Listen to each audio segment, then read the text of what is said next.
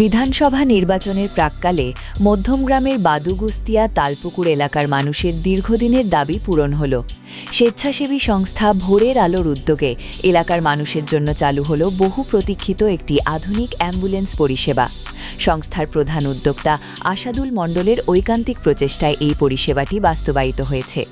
গত ২১শে এপ্রিল গুস্তিয়া তালপুকুর এলাকায় আয়োজিত এই বিশেষ উদ্বোধনী অনুষ্ঠানে উপস্থিত ছিলেন বিধানসভা কেন্দ্রের প্রার্থী সব্যসাচী দত্ত।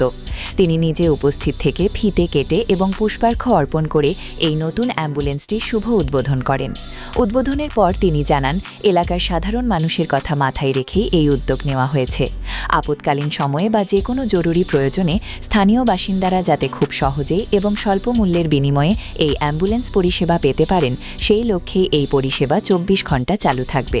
ভোরের আলো ক্লাবের এই মানবিক উদ্যোগে খুশি এলাকার সাধারণ মানুষ। দেখতে থাকুন বেঙ্গল নিউজ টিভি।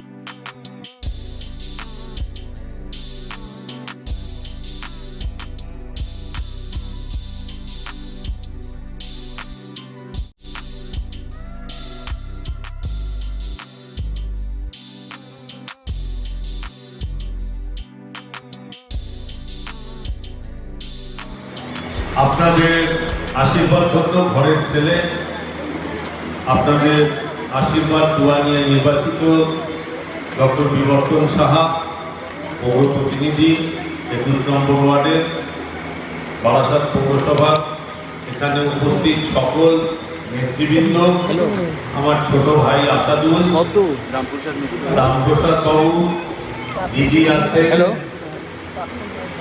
প্রাক্তন পৌরমাতা নয়, দিদি আমার দিদি, এবং এই অঞ্চলের সুধী নাগরিকবৃন্দ।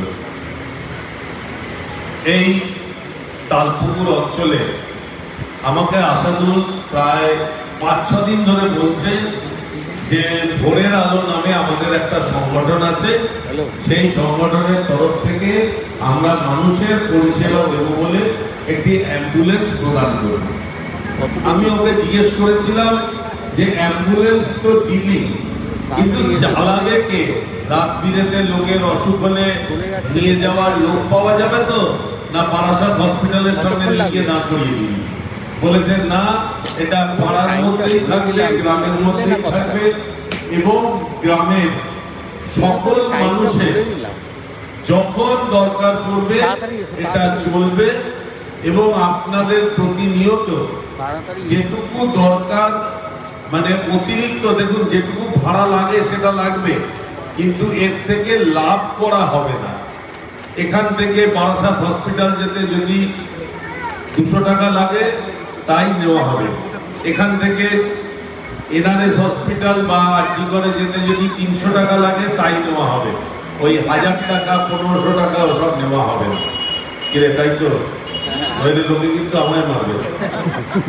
বাংলার মুখ্যমন্ত্রী মমতা বন্দ্যোপাধ্যায় যেভাবে পশ্চিমবাংলার মাটিতে প্রত্যেকটি ঘরে ঘরে উন্নয়ন পৌঁছে দিয়েছেন, সেই শিশু বাচ্চা থেকে শুরু করে জন্ম থেকে মৃত্যু, এবং যিনি একজন বৃদ্ধ মানুষ, তা প্রত্যেকটি উন্নয়ন তিনি সব ধর্ম, সব বর্ণ এবং প্রত্যেকটি রাজনৈতিক দলের ঘরে পৌঁছে গেছেন। সুতরাং উন্নয়নের নিরিখেই ভোট হবে, এবং মমতা বন্দ্যোপাধ্যায় সারা বছর পাশে থাকেন। তার নেতৃত্বে, তার সৈনিক আমরা বাদু অঞ্চলে বারাসাত পৌরসভার ২১ নম্বর ওয়ার্ডের সৈনিক, আমরা ২৪ ঘন্টা মানুষের পাশে থাকার চেষ্টা করি।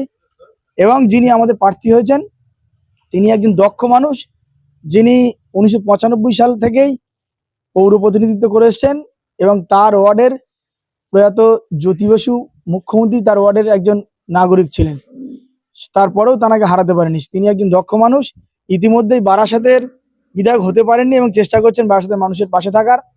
মমতা বন্দ্যোপাধ্যায় বারাসাতের হাসপাতালকে মেডিকেল কলেজে রূপান্তরিত করেছে, কিন্তু মানুষের একটা অভিযোগ ছিল যে হাসপাতালে পেশেন্ট গেলে কলকাতার আরজি কর, এই মেডিকেল কলেজ বা SSKM বিভিন্নভাবে ট্রান্সফার করে দেওয়া হতো।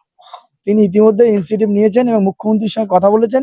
আজকের দিনে দাঁড়িয়ে সেইভাবে রোগীকে আর রেফার করা হয় না, এবং বারাসাতে যেহেতু সদর শহর, সেখানে সমগ্র জেলার মানুষ আসেন প্রত্যেকদিন প্রতিনিয়ত, যেহেতু সেখানে ডিএম অফিস আছে, সেখানে কোর্ট আছে, বিভিন্ন সরকারি দপ্তরগুলো আছেন জেলার, সেই জন্য প্রতিনিয়ত মানুষ হাজার হাজার লাখ লাখ মানুষ আসেন।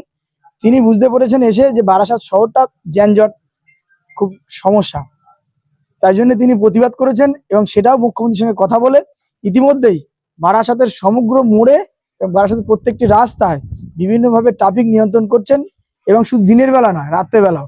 বারাসাতের এই মানুষের যে অভিযোগ বুঝতে পেরেছেন, বারাসাতের মানুষের তিনি কাছে আসতে পেরেছেন, এটা আমাদের একটা বড় পাওনা। এবং আগামী 29শে এপ্রিল সমগ্র বারাসাতবাসীর মন জয় করে নিয়েছে, তিনি বিরাটভাবে জয়লাভ করবেন এবং আমাদের 21 নম্বর ওয়ার্ড থেকে আমরা বিরাটভাবে জয়লাভ করব। দেখতে থাকুন, সঙ্গে থাকুন বেঙ্গল নিউজ টিভি।